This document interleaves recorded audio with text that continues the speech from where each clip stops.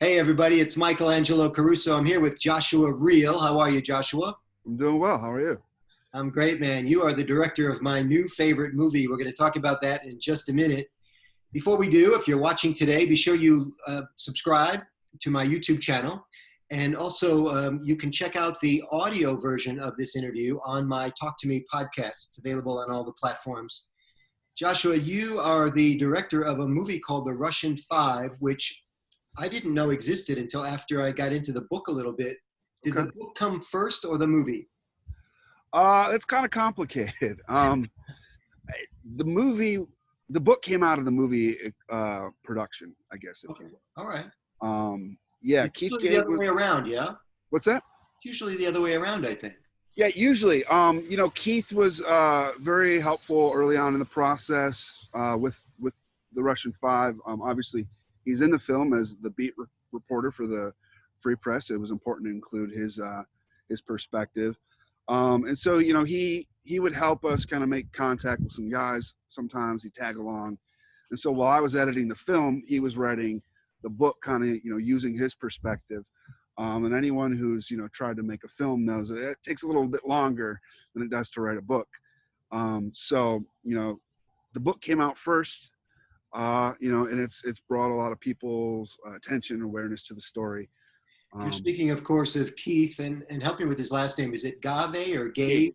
Keith Gave. Gabe. Yeah. Who was the author of a book by the same title. Did you find it to be a competitive process or collaborative or maybe even both? Gosh. How do I answer this diplomatically? Maybe you did. Yeah. There were times where it was very collaborative, and there were times where it was almost an impediment to the process. Yeah. But it's what I like is that the movie stands on its own.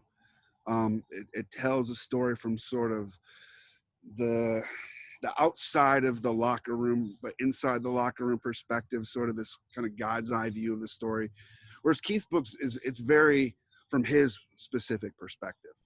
Yeah, he was a reporter and he was kind of deputized to go, and I think we even paid a finder's fee to go identify some key Russian players that we might want to have here in the United States, specifically with the Detroit Red Wings, for those of you that don't know the backstory. And this not only changed hockey, it changed the Red Wings for sure, brought us our first Stanley Cup in a long time. For sure. Yeah. Keith was enlisted, he had Russian language skills. That's right. His days in the service. And so, Jim Lights knew that, and he needed someone to go make first contact. And, Keith was at the right time, right place. And, as they say, the rest is history. So, yeah, we're going to try to identify the key players as we go through for people that don't know. Jim Lights, I think, was maybe director of operations, something like this. He was the vice president at the time. And then he actually, a little bit of trivia, he left the Detroit Red Wings to move to Dallas to start the Dallas Stars as they moved from Minnesota. So Jim was really instrumental in bringing hockey to Texas. And Jim was actually incredibly instrumental in this film sort of seeing come to the light. I was living in Austin, Texas. I guess this was about 7-8 years ago now. Yeah. And I was producing for this incredible director, Al Reiner, who directed For All Mankind, the quintessential NASA documentary. And Al kind of encouraged me to start my own film, and this was a story I wanted to tell.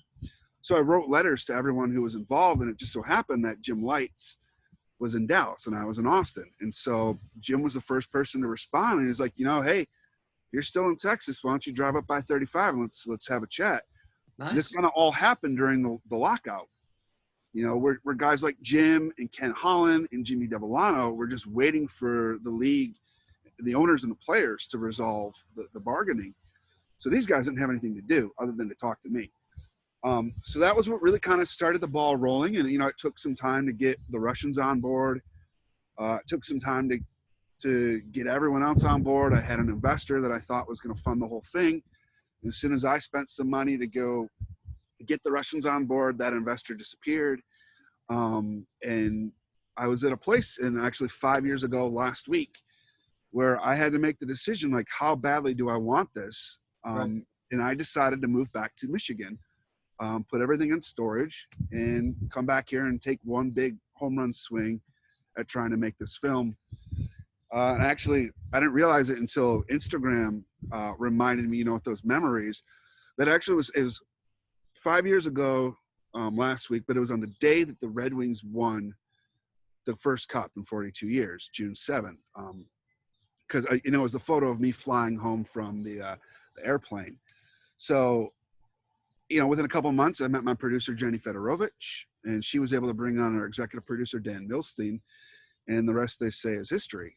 We were off to the races shooting and then editing the film. I had a sense that, and sometimes it's like this when you work with big organizations, I would think that somebody of caliber, let's say, green lights the project, and that opens all the other doors. Was it Jim Lights in this case that allowed you to access all these people, or were we already in?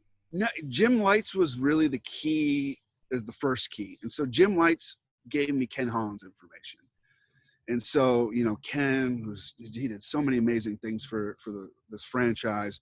He also was not, doing anything. He was waiting for the lockout to end.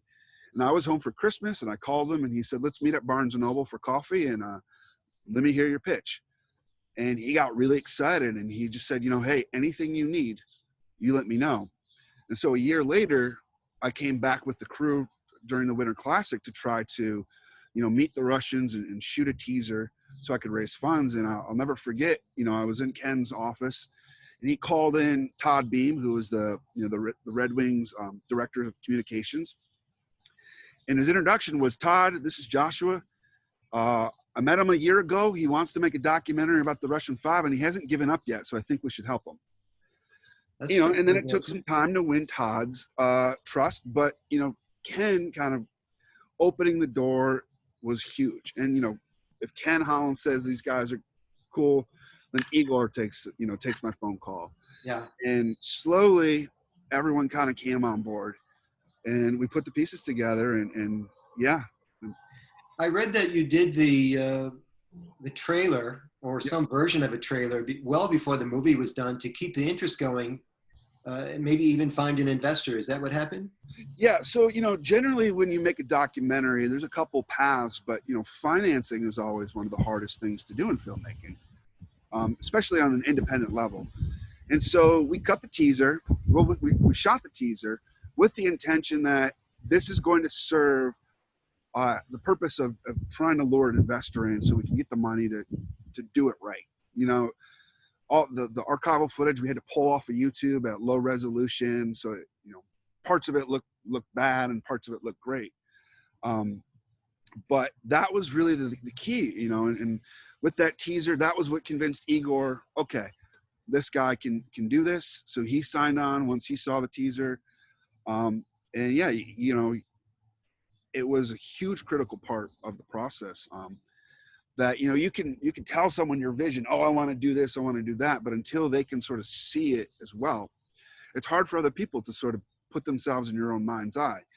But having something tangible like a teaser that's really the key. And so then, like I said, guys like Igor or Dan Milstein, our investor, could watch it and say, okay, I see where you're going with this. Let's do it.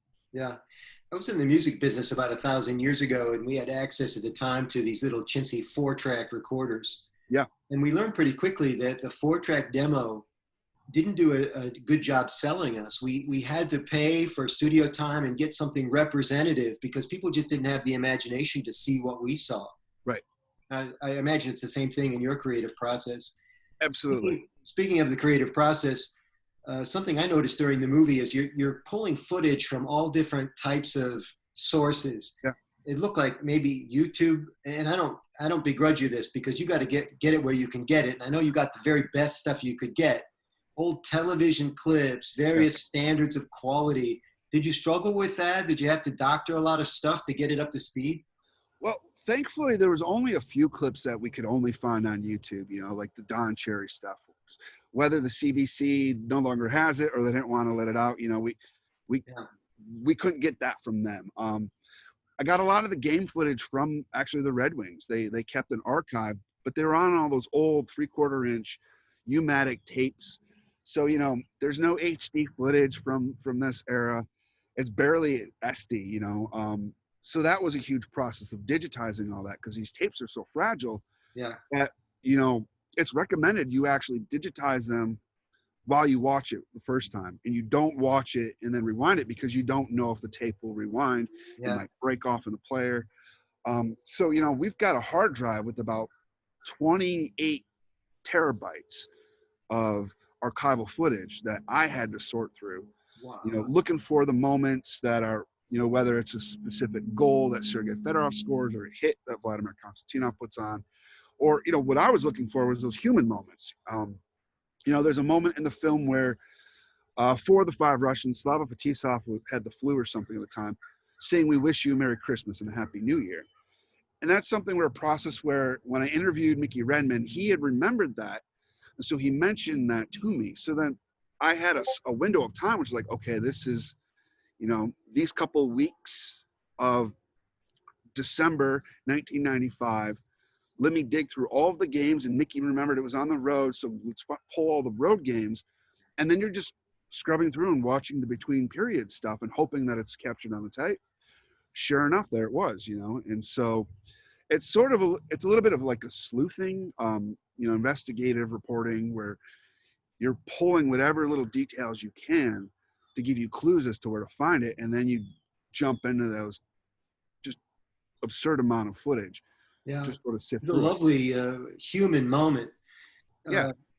You know, I'm a fan of almost all sports, and it's occurred to me as somebody who teaches professional speaking that it can be really hard to get a professional athlete to give, you know, sound bites. They're so gifted in other ways, but we never really count on them to be, you know, like philosopher kings or anything like that. Yeah. Did you struggle with that, finding, you know, footage that allowed them to not just be articulate, but because I think most of them are, Yeah. but to be particularly clever or fun or human, as we're talking about? You know, it was interesting as we did the interviews to sort of see their personalities kind of unfold and how that played into it. But also, like, comparing it to, you know, these are these guys that as a kid I grew up just, you know, looking up to. So Steve Yzerman, everyone looked up to as the captain, you know. Steve's a very stoic figure, you know. He's going to give you thoughtful responses, but he's not going to show a lot of emotion.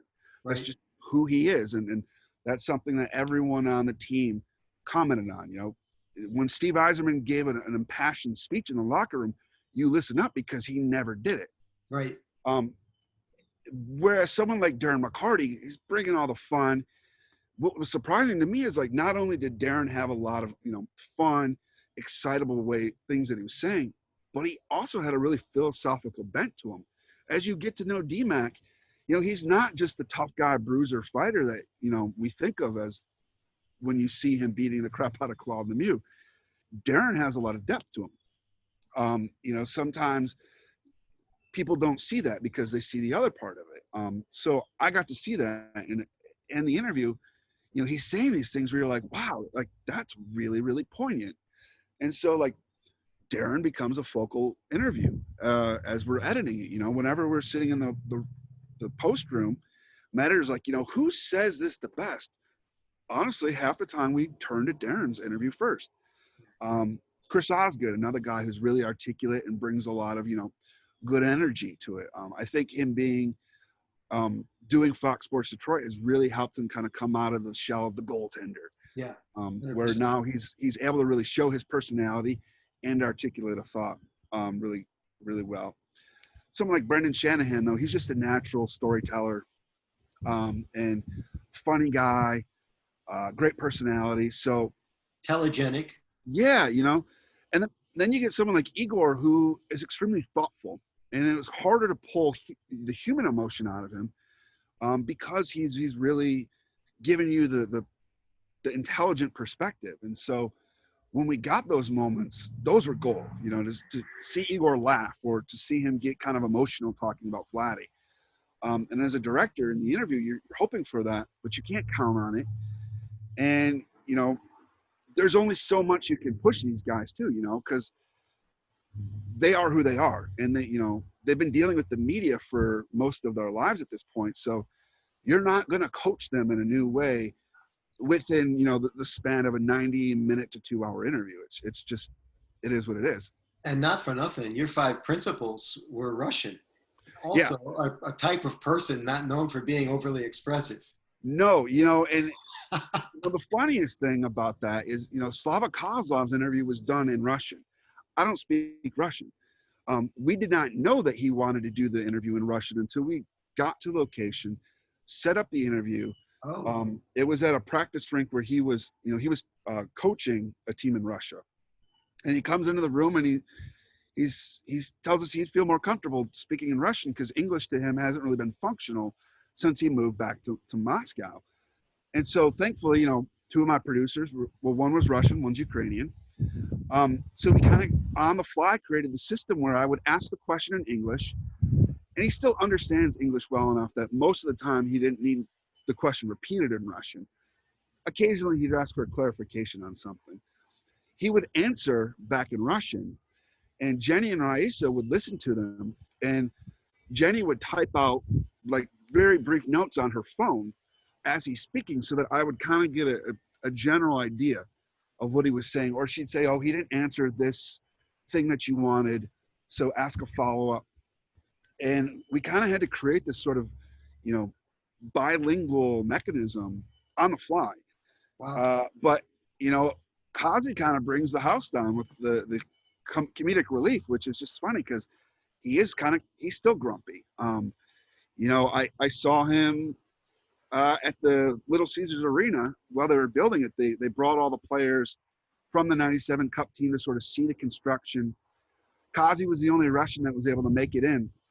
And the whole time he's kind of side-eyeing me, just like, why are you still here? You know, and why are you still filming me? And then as we're walking to the elevator, he kind of sides up next to me and goes, so how's the movie coming? I was like, we're editing it. It should be done pretty soon. He just kind of cracks a smile. Okay.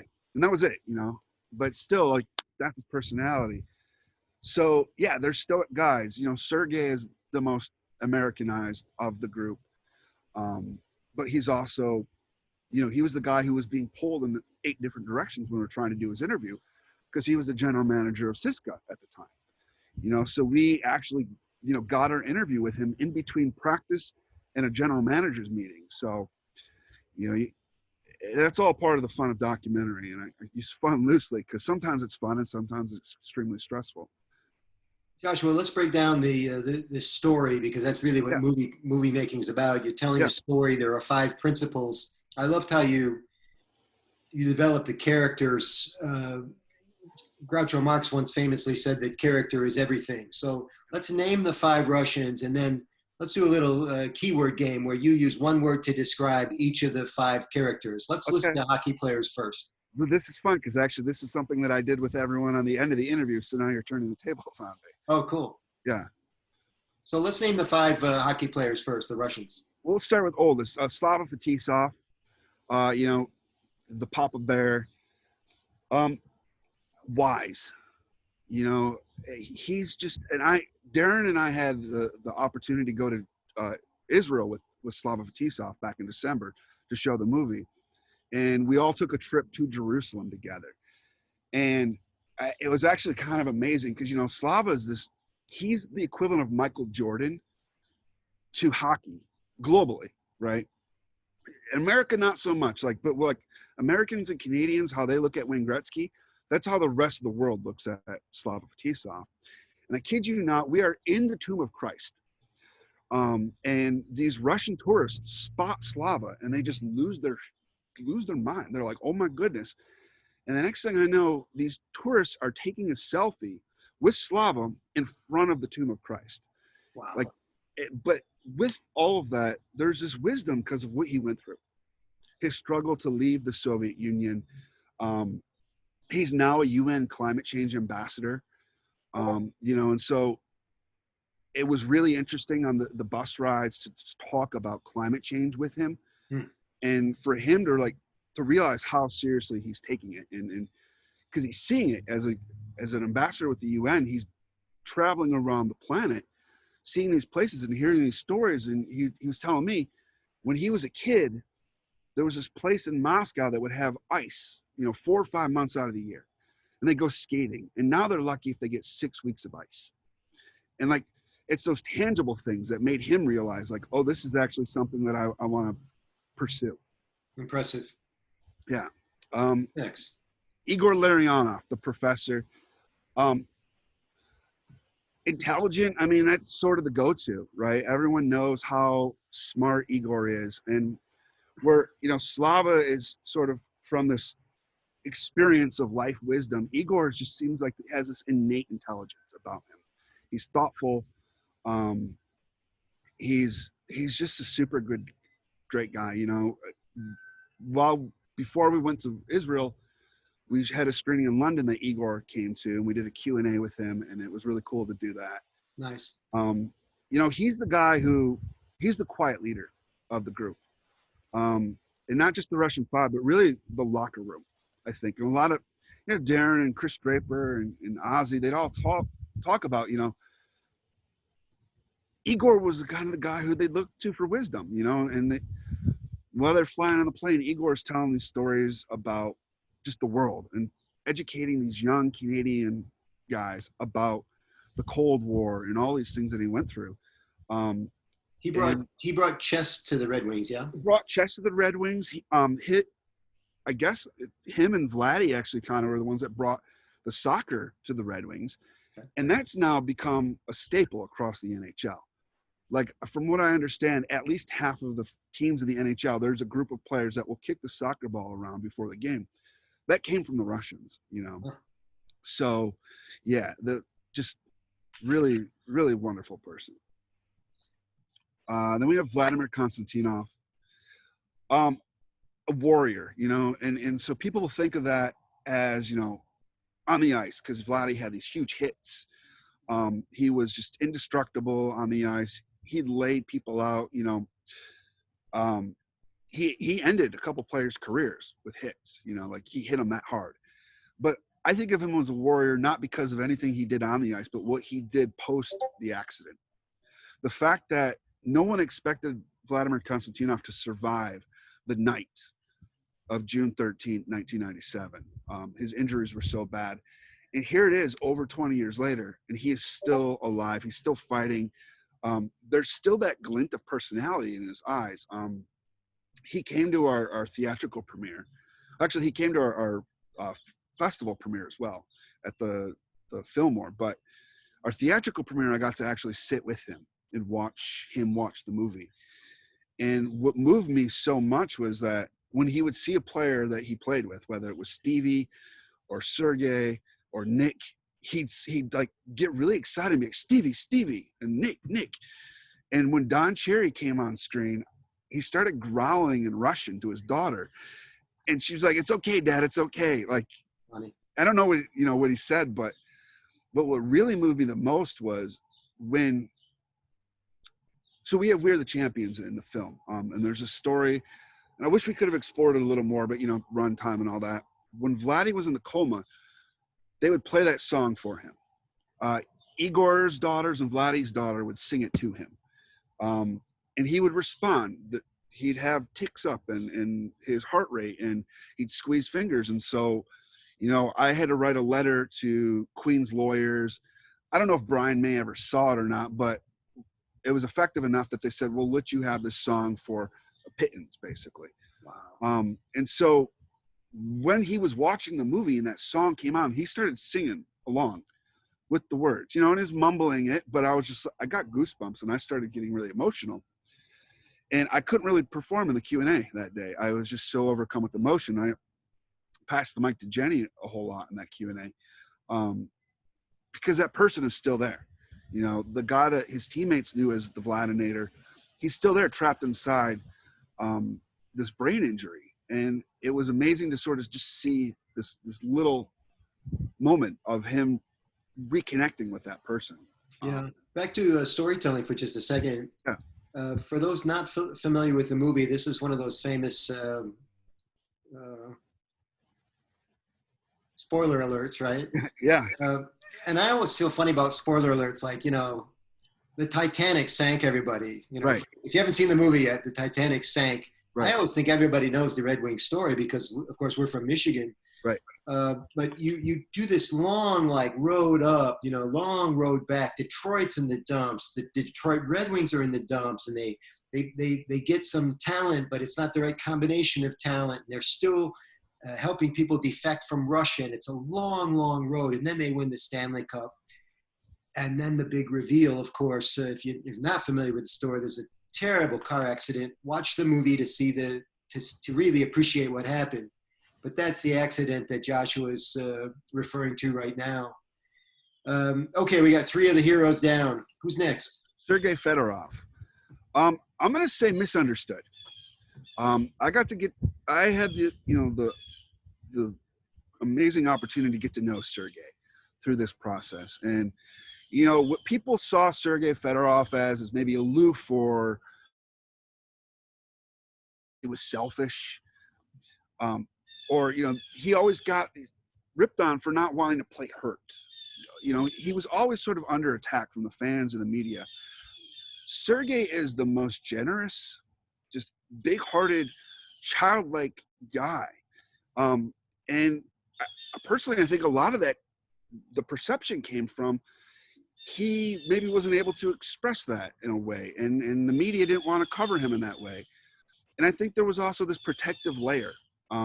If you're someone like that, when you come to America as a 19-year-old kid, and everyone wants a piece of you right away, and you're a very generous person, maybe at first you start giving them, and then you start to realize that can come back to haunt you. Yeah. And then the wall comes up. But, Sergei, I'll tell you a little very brief anecdote just to show his generosity. When we showed the movie in Moscow, Sergei, after the after party, him and I killed a bottle of cognac, and the only time I've ever sang karaoke in my life was Sergei egging me on, let's sing karaoke, brother. And then a couple days later, he took me golfing and then took me to practice, where when he said practice, I thought it was going to be the team that he manages. No, it was his men's league practice. And actually on his line was the prime minister of Russia. He wasn't the prime minister then. He was the equivalent of their IRS there. But in January, Misha was made the prime minister. So it was just very surreal. And I was telling Sergei, I was like, yeah, I need to go shopping for my nephew for Christmas. Every year I get him a Matryoshka doll. And we get into Sergei's office, and he sees this limited edition, special Matryoshka doll from this Red Army thing. And he's like, you know what? Give your nephew this. I was like, seriously? He's like, yeah, this gift from Sergei. Wow. And so my nephew for this Christmas got a gift from Sergei Fedorov from me. But it was just that generosity. Is, what do you need, brother? What do you need? Maybe it's limited to the people that he trusts, but if he trusts you, he'll give you, I've heard stories of him giving the watch off of his hand to people. Darren McCarty told me this story when he was a rookie, that Sergei found out Darren loved rock and roll. It was like, hey, we're going to see Stone Temple Pilots at the Joe Louis Arena. Come with us, let's go take the limo and all this stuff. So, he's a really great person. He got a really bad rap. I know fans were really burnt about him leaving Detroit for Anaheim. Once you get to know Sergei a little bit, you understand that he just needed a complete change of scenery in his life. I think we've all been there. Yeah. We forget, he gave us so many years of his life to the city of Detroit. And he just needed a change of scenery for personal reasons. He also had a very famous girlfriend pulling at him, Anna Kournikova, yeah? Yeah, I personally think that was part of the reason he needed a change of scenery, because that was after their relationship, fell apart and very much in the media spotlight, and that's hard on someone when you truly, truly care and love someone, have that relationship fall apart, but also under the microscope. Number 5. Slava Koslov. And we say it in the movie, and I'll say it here, Grumpy. You know, and understandably so when you think about what Slava Koslov has gone through in his life.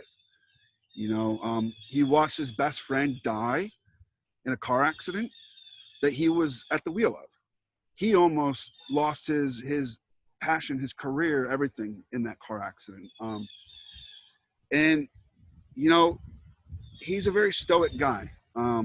He's a good guy though. He's also very generous, humble, but he's, you know, he still kind of carries that edge on him of the trauma of life. And it's, I can't even imagine like putting yourself in his shoes to think about, he came to America in Detroit because of this car accident that his best friend and teammate was killed in. He finally achieves the dream that all of hockey players ever want to achieve. And two of his closest friends on the team, you know, Papa Bear, who was a mentor, and Vladdy, who Kazi and Vladdy were quite close because they were very Russian, are almost killed in this car accident. Like the trauma of that, it's just unfathomable. And I have a piece of archival footage that didn't make it in the film because once we get to the accident, we kind of move in a very brisk pace towards, you know, that really emotional moment in Washington in '98. But like Kazi getting really choked up talking about the accident in '98, and they interviewed him coming back of the next season. Yeah, carrying those heartaches and wounds, you know, around, especially for a Russian man who you're not supposed to show, you know, any sort of emotion, and so you bottle it up, and you know that's sort of the end result is you come across kind of being a grumpy guy. You're a hockey fan, I take it? Yeah. You know, I'm a hockey fan, sports fan in general. To be honest, hockey wasn't the biggest sport for me growing up. Baseball was. What city did you grow up in? I grew up in Port Huron. Okay. So, you know, we're an hour north of Detroit, up off of the lake. Interesting place great place to visit, strange place to grow up in. But, you know, we were all just, when the Wings became the powerhouse that they became, and as you know, it just gripped everyone in Michigan. So if you were not a hockey fan prior to that, you became one. You bet. And so, you know, for me, I started becoming a hockey fan actually through Sergei and Vladdy. You know, these sort of, who are these Russians? You know, that's different. And I always like kind of things that were out of the norm. And Pavel Bure was actually one of my favorite players because he was Russian, you know, the Russian Rocket. And so, and then just as I started watching him, I got hooked on the sport, and I just knew that I had to tell this story. It was so impactful. It's your first movie directing, and I would say very successful. But you know, the movie business has changed a lot. I don't even know how to gauge the success of movies anymore because they're released in theaters, they're released online, there's original content, they can come out as a series. Yeah. Do you have any idea how many people have watched it? I don't, and it's hard to kind of quantify that. But what I do know is, you know, we've been able to show this movie across the country. At one point, we were in about, I think, 90 theaters across America, which for an independently produced film is kind of unheard of, actually. Yeah. And it's really surreal to think about this because this was last spring and summer. And so, you know, my Instagram reminded me that last year, we were in Toronto screening the film with Scotty Bowman and Brendan Shanahan. And now we're living in this world where movie theaters aren't open for the public. And the experience that we got to have with the Russian Five is one that currently doesn't exist. Will it come back? We hope so. You know, it's a strange way to kind of figure out success, but you know, it's like you take the little victories. The fact that people from Russia love the movie and people from Israel loved the movie so much that they flew us all out there to show it. And then Israeli sports TV said, we have to have it. You know, I believe, I don't know if it's come out, but you know, Italy acquired, a distributor in Italy acquired the film. I believe it's out in the UK. You know, the strangest thing, but actually turned out to be kind of the most widespread way people saw it was we were able to get the film on an in-flight entertainment. And so basically all summer and fall last year, at least once a week, I'd get a text from a friend who was like, hey, check it out. And it'd always be the back of an airline seat with the film. And, one of my best friends since childhood, he was flying back from New York. He's a musician, and he had a kind of a heartbreaking meeting with his management. He was kind of in a weird place. He's really down, and he looks up, and a guy 3 rows ahead of him is watching the Russian 5. And he was like, oh, wow, that dude. He texted me, he's like, dude, you made it. Like, congratulations. Like, whatever it is, like, this has to quantify as it somehow. So to me, just the fact that a lot of people have seen it is all that really matters. The economics of the film industry are very weird and strange, and especially right now. Thankfully we got the release in when we did, because otherwise, it would have really hurt our ability to kind of recoup what our investor put into it. But yeah, you're right. There's no path. There's no one path anymore. And the traditional path, the path that we took, even though we didn't take the most traditional way of it, is, make your film, you take it to a film festival, you hope that it plays well, and you hope you get an offer from a distributor, if you haven't gotten one prior to just, getting in the festival. And so for us, we missed out on some of the bigger fests. We had a choice: do we hold this back, or do we play the Free Film Festival? And, the collaboration with the Detroit Free Press Film Festival was so incredible, and they took so good care of us that it was like, there's no way, even if we played con, that we would get the reception for this. And to be able to show this film for the first time home with Vladimir Konstantinov in the room, with like 2,500 Red Wings fans chanting before the movie. It just so happened that it was at the Fillmore, which is like, the venue that I grew up going to shows at. Like, one of the first interviews I ever did was in the green room at the Fillmore with Incubus back in like 1999. It used to be the State Theater back then. Yeah, I have a weird time calling it the Fillmore. I won't call Pine Knob the other thing, but so it was this really just perfect kind of full circle. And then we played the Seattle International Film Festival, which, is this huge 3-week-long festival and the oldest running festival in America, or North America. And it kind of put us on the map, and that was what kind of got us a distributor for our digital release. And you put the pieces together, and thankfully, my producer, Steve Bannatyne, his dad is an old friend of Doc Emmerich from NBC Sports. And so his dad sent Doc the movie, and Doc loved it so much that he sent it to the VP of programming at NBC Sports. At the time, they were not acquiring movies at all. Everything that they were making sports-wise was produced in-house. But they liked it so much that, like, we're going to make an exception, and we're going to acquire this. So we, found ourselves with a cable TV deal. Ironically, at NBC, no one could have predicted this, but when the NHL got shut down this year, lo and behold, the NBC Sports had some content to put on, and they were running the Russian 5 continuously for the first couple weeks, like at least once a week.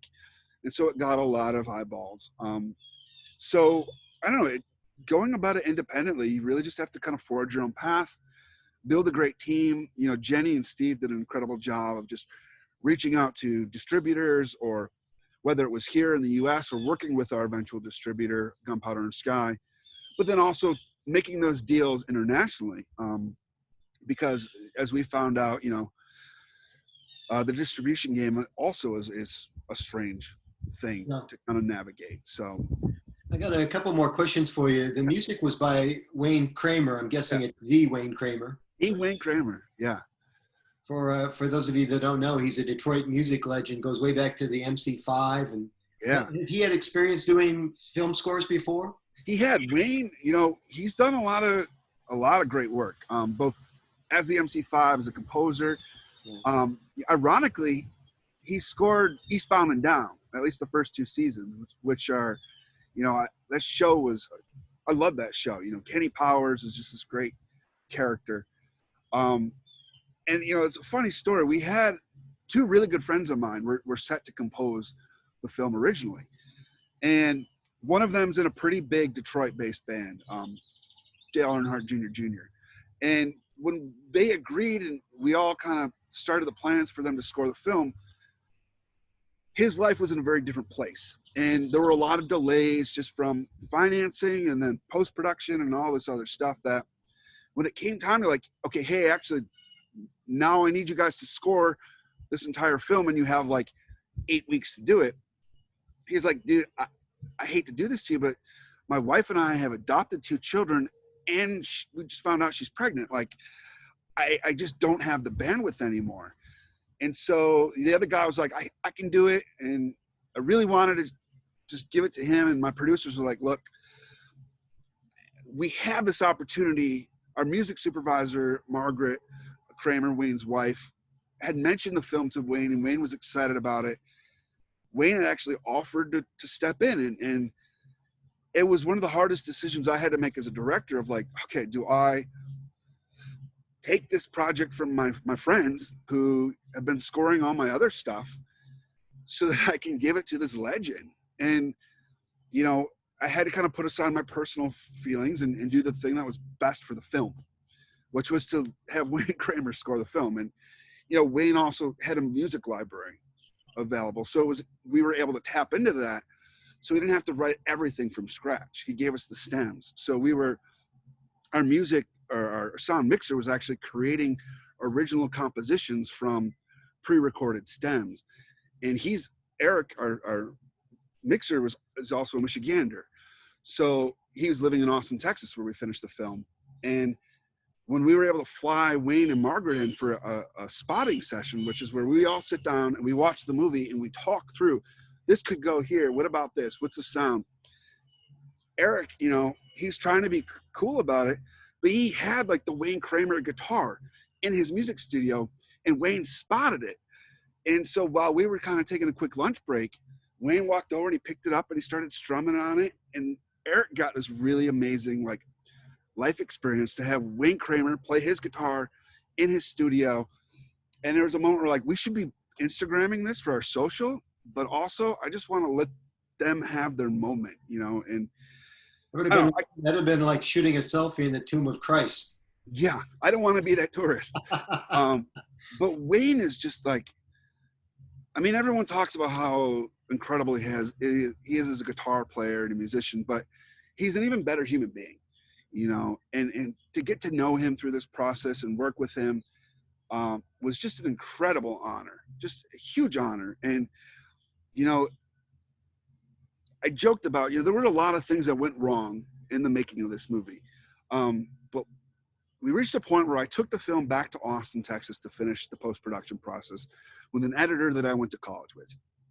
And that was when Wayne came on board and all this stuff. And it was a moment where I told my producer, Steve, I feel like the brakes are finally falling in our direction, you know? And it really was kind of when we got the film back in Texas, which is where it started.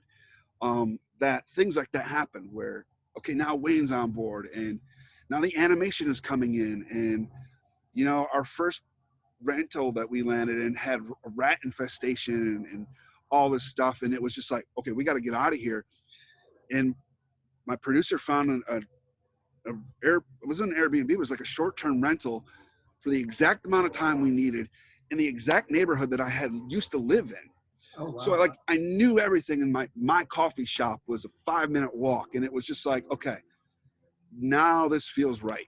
You know, the universe started to feel like it was aligning for us. In part, I think, because we put up and we didn't give up. You know, we kept pushing through all the obstacles, all the hurdles, just having faith that, you know, the story that we were telling was important, and we were just vessels for it. So just keep moving forward. It's a fantastic story. You know, back to Keith, the book cover talks about things like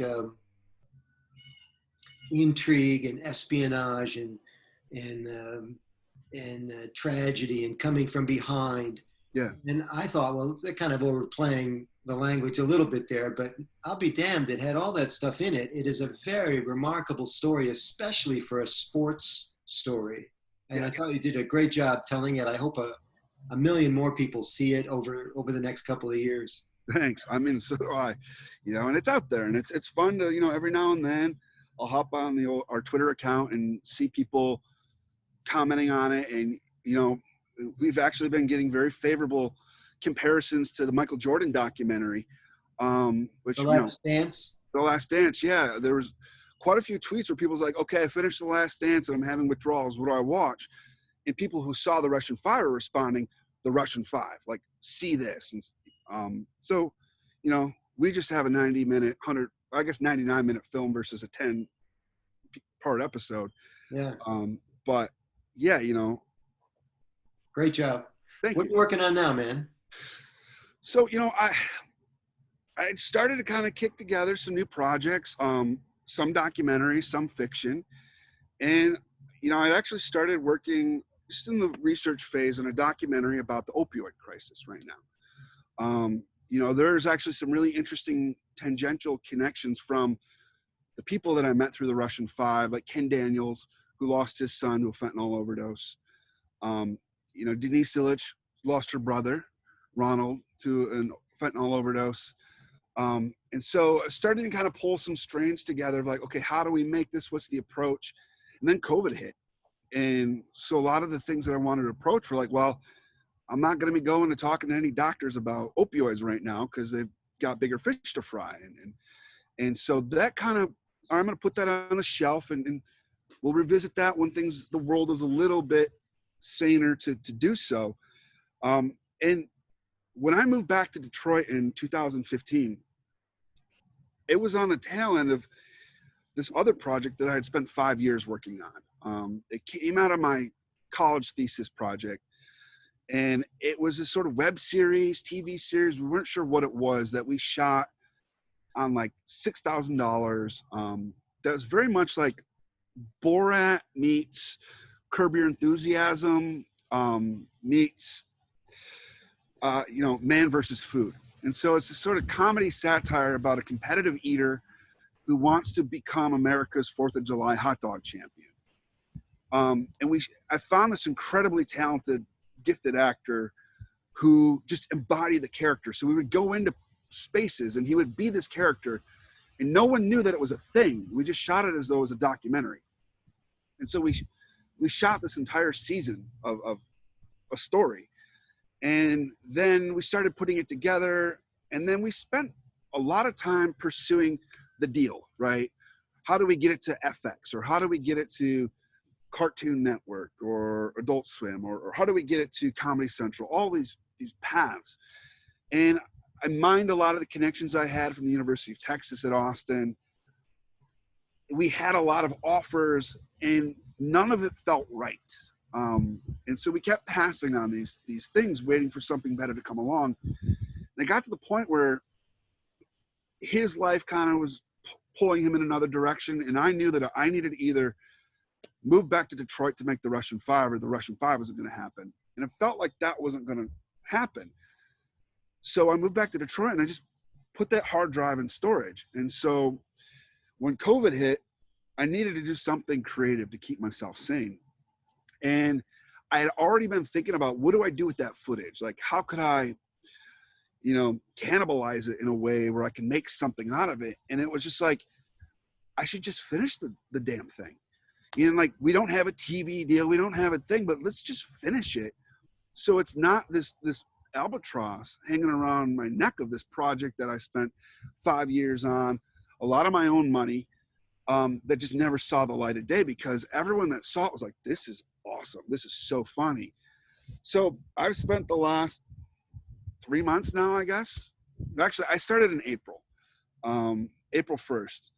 So the last two months and a week cutting, and I've cut 11 episodes. And so now we are trying to put together a release strategy where we're going to put it out on the internet for free.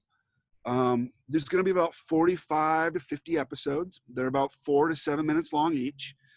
And it's been this incredibly fun experience to kind of dig into this footage that we shot 10 years ago. And to be perfectly frank, like, the filmmaker that I became making the Russian Five has informed the ability to cut this old footage with a lot more precision. Why? And hopefully all of us grow in 10 years. And as a storyteller, I've grown so much that it's been very quick process. And before, where I would, I don't want to cut that because we went through all this hassle to get that bit. Now I'm like, doesn't really fit the story, gone, you know. It's a kind of confidence, yeah? Yeah, it's a confidence, and also just, you know, once you've been through the marathon once, you know how to pace yourself. You know when to go faster, when to slow down, when to drink the water. Like, and so when I approached this new edit, it really became this like, okay, this is how I do it. Plus also having 10 years of time pass is this completely new perspective on the footage itself. And it's really been kind of crazy because it captured Austin, Texas in this time capsule of 2010. And I don't, if you know anything about Austin, Texas, it has changed more dramatically in 10 years than even Detroit has changed in the last 10 years. Yeah. And as someone who's living in Detroit right now, like, it's pretty dramatic changes. So it seems like every episode I'm working on, something no longer exists, whether it's a taqueria or a music festival, all these things that have changed. And I'm sure COVID will exponentially push this along the way that I didn't realize at the time, but now I do, that we created this moment in time of Austin, Texas in the fall of 2010, really the moment that city was sort of on the precipice of giant change. It had been changing, but a lot of people put 2011, 2012 as sort of the turning point. South by South just kind of turned into this gigantuan monster from the, you know, it was always a film and music festival, but it was the tech side, the interactive side that really took it to the next level. And that kind of took off in 11 and 12. So, you know, it's been a really crazy, awesome, fun thing. And we also no longer have, you know, the pressure of like, we have to make this, we have to, you know, sell it to whomever, or it has to get on TV, because like, you know, we wanted to shoot the second and third season that we had written. And Joel and I are both 10 years older now. Like, he's not going to be able to go eat the things that he could when he was in his early 30s, you know? Yeah. It's just not realistic. And even if this takes off and we get the opportunity, which I'll be honest, like, we've talked about, like, where's Hungry Todd Runge now, 10 years later? What would his journey be?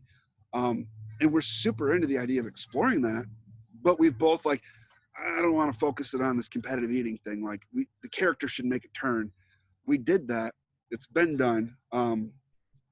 Check mark, you know, it's move on.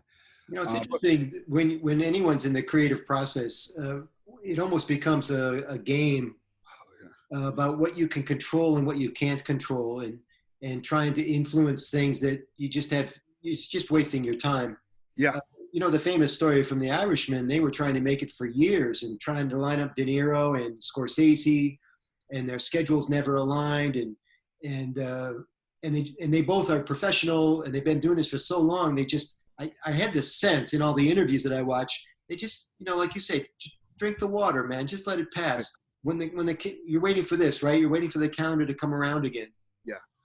Yeah, no, I mean, and I think that's also comes with the confidence of getting through, making the Russian 5 and the experience of taking it out to the world. And, you know, I'll tell you a funny story is, we were making this Hungry Todd Runge show, and the character's like the Southern Texas redneck. He's got the Texas drawl, and he's very funny. Duck Dynasty was kind of blowing up at the time. Yeah. So everyone was looking for the next Duck Dynasty. And there was about a 3-month period where we would get at least every other day an email from some producer for some reality TV production company who the conversation would always go, okay, we found your stuff on YouTube. This is amazing. We'd love to like develop a show around Todd. And I'd have to be like, okay, hold on. Do you understand what we're doing here? Like, what do you mean? It's like, Todd is Joel. I'm like, what? It's like, Todd isn't real. It's a thing we're doing. It's a bit. It's Andy Kaufman. And there'd be this silence and this, oh, dude, that's cool. I don't know how to pitch that, but that's cool. And we had created this thing, which, you know, it sounds cliche to say, was ahead of its time. right? It was before Instagram influencers and all this stuff, which I saw coming, which is why I wanted to create the character in the way where Hungry Todd Runge exists on Instagram, and he exists on Twitter, and he exists on Facebook, and you can interact with them. And you can watch his episode, and you can see him go to, Chick-fil-A and do a contest and vomit blood from eating 53 nuggets, which is a real thing. And you could talk to him about it, via Messenger. And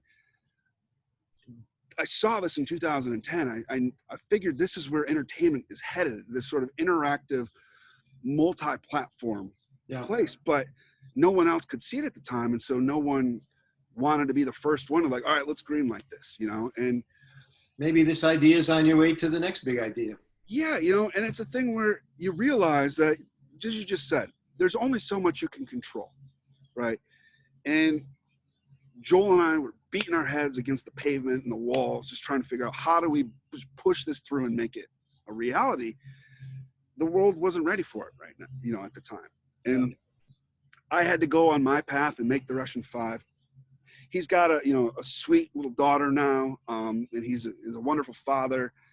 And, I think both of those things, if we were able to kind of make Hungry Todd Runge 2.0, will inform the character and the story so that it can be even more than a funny, human thing. It can actually like really have some real depth to it. Well, the world was ready for the Russian Five, baby. Yeah. I've said it before and I'll say it again. I was incredibly humbled by the response to the Russian Five. It just from the fans to people who aren't fans of the Red Wings or hockey that came to it, to the fact that Scotty Bowman left, this beautiful text message about how much it moved him, and Steve Yzerman loved the movie, and Chris Draper, he wanted to show his son the movie, his son's hockey team before they played a state championship last summer, and I was like, yeah, dude, no problem, let's set it up. Let's, you gave me your time to interview. Least I can do is let you show your son and his friends the film. And he sent me a text the next morning where he was like, my wife and I got really emotional reliving it. And it hit me, which is that my team and I really got to give a lot of credit to my editor, David Fabello, for it, being able to kind of take my stream of consciousness and sometimes I can bounce a little bit over the place and really zero it in, that it wasn't just a retelling of the story of the Russian Five. One of the most consistent compliments is that people were able to relive it emotionally.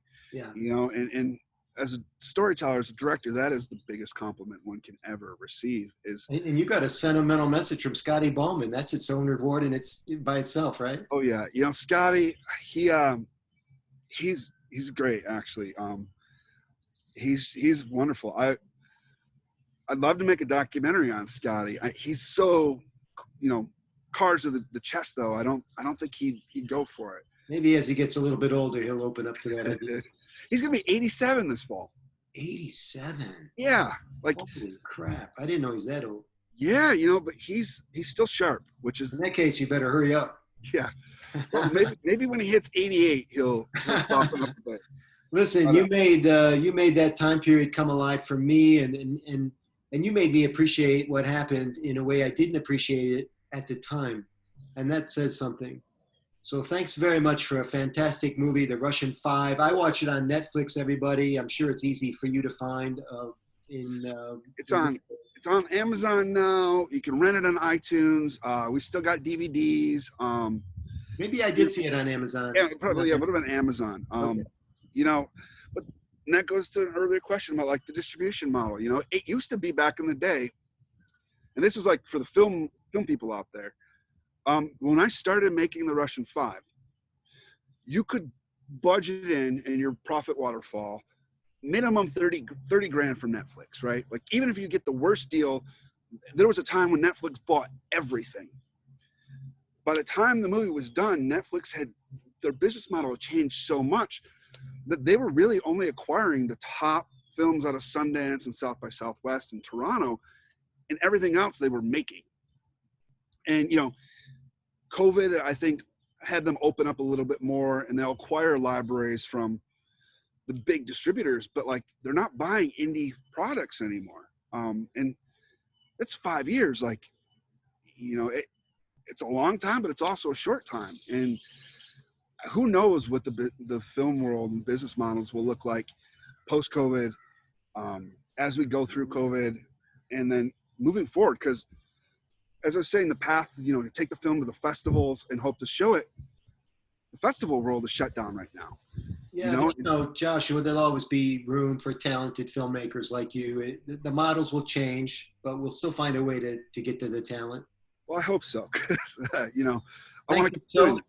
Thank you so much for the time today. You've been terrific, a great interview, and we're going to get you lots of views and listens as well.